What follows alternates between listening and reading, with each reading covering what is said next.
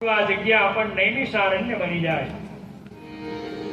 સચ્ચિદાનંદ રૂપાય સચ્ચિદાનંદ રૂપાય બોલો બધા સચ્ચિદાનંદ રૂપાય સચ્ચિદાનંદ રૂપાય વિશ્વોત્પત્યાદિ હેતવે વિશ્વોત્પત્યાદિ હેતવે વિશ્વોત્પત્યાદિ હેતવે વિશ્વોત્પત્યાદિ હેતવે તાપત્રય વિનાશાય તાપત્રય વિનાશાય તાપત્રય વિનાશાય તાપત્રય વિનાશાય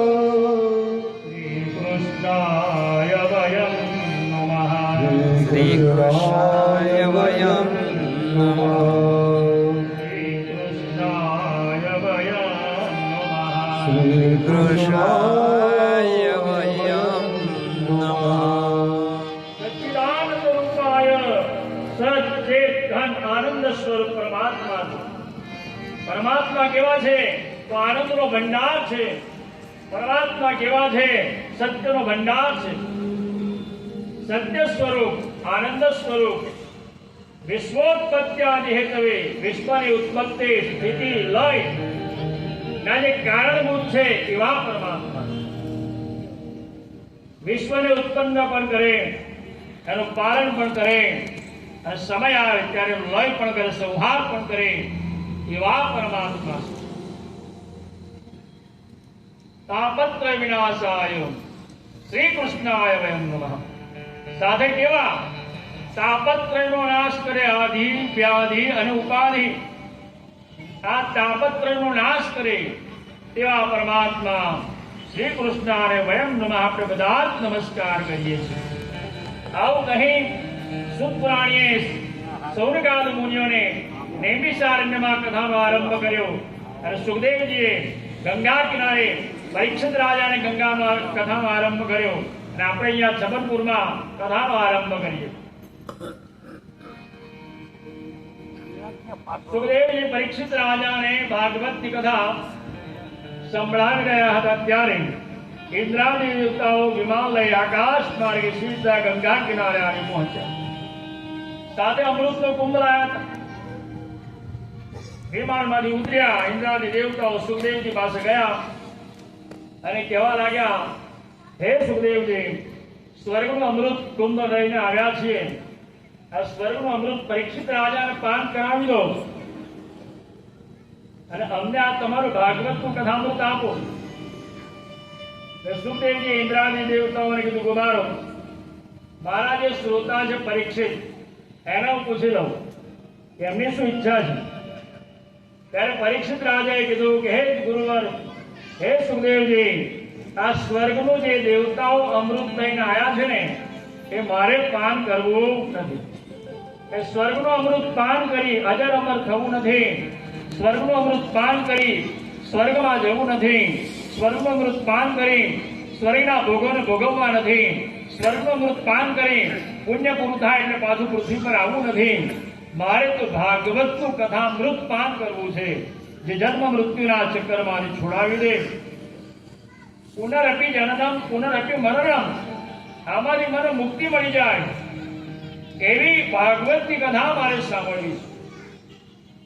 સુખદેવજી ઇન્દ્રાદી દેવતાઓને કહી દીધું, મારા જે શ્રોતા છે પરીક્ષિત એ માનતા નથી, તમારું અમૃત પાન કરવું નથી, સ્વર્ગમાં પાછા લઈને ચાલ્યા જાઓ. સુખદેવજી આવું કીધું અને સાથે સાથે એવું પણ કીધું, હે દેવતાઓ, તમારે ભાગવતની કથા શ્રવણ કરવી હોય તો પૃથ્વી પર મનુષ્યનો અવતાર લેવો પડશે. એટલા માટે ભાગવતમાં કીધું, શ્રીમદ ભાગવતી કથા દેવાનામ અપી દુર્લભા. ભાગવતની કથા દેવતાઓને પણ દુર્લભ, તો મનુષ્યને સુલભ છે, તેનો લાભ લેવો જોઈએ. દેવતાઓ પણ આ ભારત ભૂમિ ઉપર જન્મ લેવા તરસે છે. દેવતાઓ પણ આ ભાગવતની કથા શ્રવણ કરવા માટે તરસે છે. મનુષ્ય આ ભારત ભૂમિ પર એટલો ભાગ્યશાળી છે, દેવતાઓ કરતા પણ ભાગ્યશાળી. કેમ? આપણી પાસે ભગવાનનું નામ, ભક્તિનું ગાથું ગાથવાની શક્તિ છે. દેવતાઓ પાસે નથી. દેવતાઓ સ્વર્ગમાં ભક્તિ કરી શકતા નથી. એમને ત્યાં ખાલી પુણ્ય ભોગવવાના છે. એ પુણ્ય પૂરા થાય એટલે પાછું પૃથ્વી પર આવવું પડે પુણ્ય કમાવા માટે. એટલે તો પરીક્ષિત રાજે ના પાડી દીધી, મારે સ્વર્ગ નથી જોયું, મને ભાગવતની કથા સંભળાવો. ભાગવતની કથા ના પાડી એટલે ઇન્દ્રાદી દેવતાઓ કુંભ લઈને પાછળ સ્વર્ગમાં ચાલ્યા ગયા. બ્રહ્માજીને જાણ થઈ કે સુખદેવજીએ ઇન્દ્રાદી દેવતાઓને ભાગવતની કથા ના પાડી દીધી. બ્રહ્માજીને આશ્ચર્ય થયું. બ્રહ્માજીની આંખો ચાર થઈ ગઈ. બ્રહ્માજીએ સત્યલોકમાં મોટું ત્રાજવું લીધું અને એ ત્રાજવાની અંદર એક ભાગવતને મૂક્યું અને એક બાજુ સમસ્ત ધર્મ ગ્રંથોને મૂકી દીધા. ભાગવતનું પલ્લું નીચે બેઠું, અન્ય ગ્રંથોનું પલ્લું ઊંચું થઈ ગયું. બ્રહ્માજી મોહમાં પડ્યા કે ભાગવતમાં એવું તે શું છે, સમસ્ત ધર્મ ગ્રંથોથી પણ મહાન થયું મને દેખાય.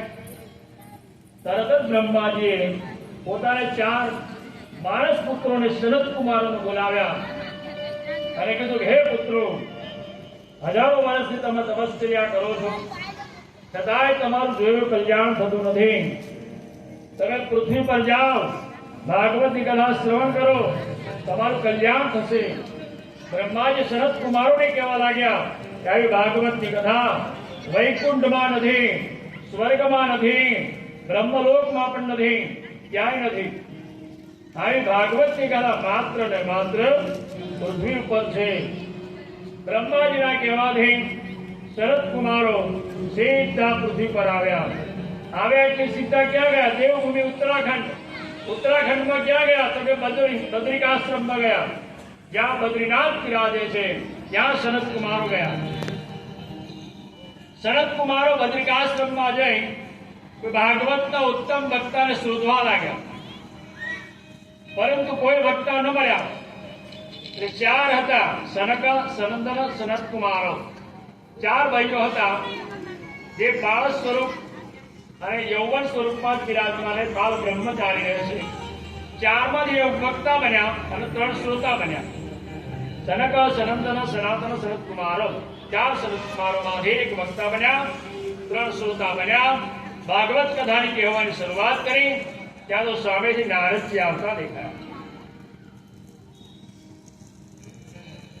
નારદજી ગયા સનત કુમારો પાસે. સનત કુમારો નારદજીને કહેવા લાગ્યા, હે નારદજી, ક્યાંથી આવી રહ્યા છો? આટલા બધા દુઃખી કેમ છો?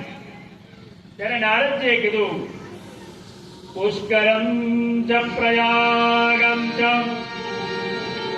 કાશીમ ગોદાવરીમ તથા હરિક્ષેત્રમ કુરુક્ષેત્રમ શ્રીરંગમ સેતુબંધનમ. નારદજી સનત કુમારોને કહેવા લાગ્યા, હું પુષ્કર, પ્રયાગ, કાશી, ગોદાવરી, અયોધ્યા વગેરે તીર્થોમાં ફરતો આવી રહ્યો છું. ઉત્તમ સ્થાન સમજીને હું પૃથ્વી પર આવ્યો હતો, પરંતુ મને ક્યાંય શાંતિ ન મળી. અત્યારે કલિયુગે અધર્મના સહયોગથી પૃથ્વીને દુઃખી કરી નાખી છે. જ્યાં જેવો ત્યાં અત્યાચાર, ભ્રષ્ટાચાર, દુરાચાર, દુષ્ટાચાર, સત્ય જોવા મળતું નથી, તપ જોવા મળતું નથી. સમસ્ત પાપ અત્યારે મને દેખાઈ રહ્યું. પૃથ્વી પર હું આ બધું જોઈ બહુ દુઃખી છું. નારદજી એવું કહેવા લાગ્યા, પરંતુ હું વૃંદાવન ગયો, ત્યાં મને થોડી શાંતિ મળી. વૃંદાવનમાં હું યમુના કિનારે ગયો. યમુનામાં મેં સ્નાન કરી ડૂબકી મારી બહાર નીકળ્યો. ત્યાં તો યમુના કિનારે પુરુષ નીચે એક સુંદર સ્ત્રી બેઠી હતી. એ સ્ત્રીની દ્રષ્ટિ મારી ઉપર પડી એટલે સ્ત્રીએ હાથ મારી અને સ્ત્રી બોલવા લાગી, ભો ભો સદુક્ષણમ તિષ્ઠ મચ્ચિંતામપિ નાશય દર્શનમ તવ લોકસ્ય સર્વથા ઘરમ ઘરમ. એ સ્ત્રી કહેવા લાગી, હે સાધુ ઉભા રહો, સાધુના દર્શન તો પાવનકારી પાપનો નાશ કરનારા છે, ઉભા રહો. આવો અવાજ કીધો એટલે નારદજી કહે છે કે હું ત્યાં નજીક ગયો અને મેં સ્ત્રીને પૂછ્યું તમે કોણ છો? ત્યારે સ્ત્રી ફરીથી બોલી, બાલો વાચ અહમ વ્યક્તિરિતિ ખ્યાતા ઇમો મે તનયો મતો જ્ઞાન વૈરાગ્ય નામાનૌ કાલયોગેન જર્જરૌ.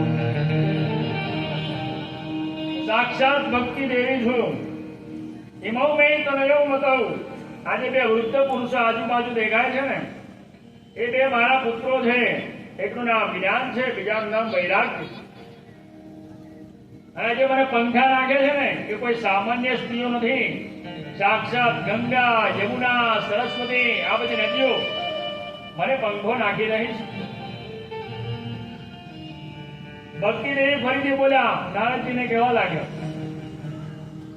ઉત્પન્ના દ્રવિડે સહમ વૃદ્ધિમ કર્ણાટકી ગતા ક્વચિત ક્વચિત મહારાષ્ટ્રે ગુર્જરે જીર્ણતા ગતા. દ્રવિડ દેશમાં ઉત્પન્ન થઈ. ઉત્પન્ના દ્રવિડે દેશે કર્ણાટકમાં મોટી થઈ, મહારાષ્ટ્રમાં ભૂષણ મળ્યું, ગુજરાતમાં હું જીર્ણ થઈ ગઈ. પરંતુ વૃંદાવન આવી હું થોડી યુવાન બની છું, મને આનંદ થયો છે. પરંતુ મારા બે પુત્રો જ્ઞાન વૈરાગ્ય વૃદ્ધના વૃદ્ધ જ રહ્યા છે. નારદજી કહેવા લાગ્યા, કળિયુગમાં જ્ઞાન વૈરાગ્ય જલ્દીથી વૃદ્ધ થઈ જાય છે. ભક્તિ દેવીએ કીધું કે હવે આ દેશ છોડીને મને વિદેશમાં જવાની ઈચ્છા થાય છે. નારદજીએ કીધું તમે સાક્ષાત પરમાત્માના હૃદયમાં રહેવા વાળા છો, તમે આવી વાત કરશો તો સામાન્ય મનુષ્યનું શું થશે?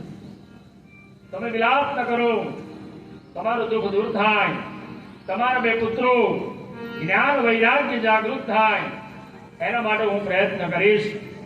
આવું નારદજી કહેવા લાગ્યા. અને નારદજીએ ભક્તિનું દુઃખ દૂર કરવા માટે તેમના પુત્રો જ્ઞાન વૈરાગ્યને જાગૃત કરવા માટે, યુવાન કરવા માટે સૌપ્રથમ વેદાધ્યયન કર્યું, વેદના મંત્રોનું ઉચ્ચારણ કર્યું. વેદ મંત્રો ચાલે ત્યાં સુધી જ્ઞાન વૈરાગ્ય જાગૃત થાય, પાછા મૂર્છિત થઈ જાય. ત્યારબાદ ઉપનિષદનું પાઠ, શંખનાદ, ઘંટનાદ, બ્રહ્મનાદ, જયઘોષ આ બધું જ કર્યું. એટલો સમય જાગૃત થાય, પાછા મૂર્છિત થઈ જાય. છેવટે નારદજી થાક્યા. ત્યાં ભક્તિના દુઃખને દૂર કરવા તેમના બે પુત્રો જ્ઞાન વૈરાગ્યને જાગૃત કરવા મારે શું કરવું જોઈએ વિચારી નારદજી આગળ વધ્યા. અને ત્યાં બદ્રિકાશ્રમમાં આ સનત કુમારનો ભેટો થયો. સનત કુમારો નારદજીનું બધું દુઃખ જાણ્યું અને સનત કુમારો નારદજીને કહેવા લાગ્યા કે તમારે આ ભક્તિનું દુઃખ દૂર કરવું હોય તો એક ઉપાય છે. તો કે શું? તો કે તમે ભાગવતની કથા બેસાડો, એના ભક્તિનું દુઃખ દૂર થશે, એમના પુત્રો જ્ઞાન વૈરાગ્ય જાગૃત થશે, યુવાન બનશે, એમનું ગળપણ જતું રહેશે. નારદજીએ પ્રશ્ન કર્યો સનત કુમારોને કે આ કથા ક્યાં બેસાડું? સનત કુમારે કીધું ગંગા તટે, ગંગા કિનારે બેસાડો, અને એમાંય આનંદ નામનો ઘાટ છે ત્યાં બેસાડો. નારદજી કહેવા લાગ્યા કે ગંગા કિનારે હરિદ્વારમાં ગંગા કિનારે આનંદ નામનો ઘાટ છે. હવે ત્યાં હું વક્તા કોને શોધવા છું? વક્તા કોઈ મળ્યા ન મળ્યા તો નારદજી સનત કુમારોને કહેવા લાગ્યા કે તમે જ વક્તા બની જાઓ અને હું શ્રોતા. નારદજી સનત કુમારો લઈ સીધા હરિદ્વાર ગંગા કિનારે આનંદ નામનો ઘાટ છે ત્યાં ગયા.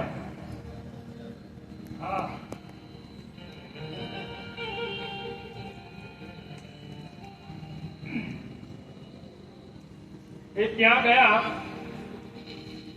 કથાની બધી તૈયારીઓ શરૂ કરી દીધી. કથા પંડાલમાં ભૃગુ ઋષિ, માર્કંડ ઋષિ, દેવરાજ, વેદાતિથિ, સપ્તર્ષિઓ, બ્રહ્મર્ષિઓ, મહર્ષિઓ, રાજર્ષિઓ, તપસ્વીઓ, સાધુ સંતો, કથારસિકો, વૈષ્ણવો બધા જ ત્યાં પધાર્યા. અને બધા જ શ્રોતાઓ ત્યાં બેસી ગયા. શ્રોતાઓ બેસ્યા. સનત કુમારોએ કથાની શરૂઆત કરી, મહાત્માની શરૂઆત કરી છે. સદા સેવ્યા શ્રીમદ ભાગવતી કથા શ્રવણ માત્રેણ હરિચિત્તં સમાધિ.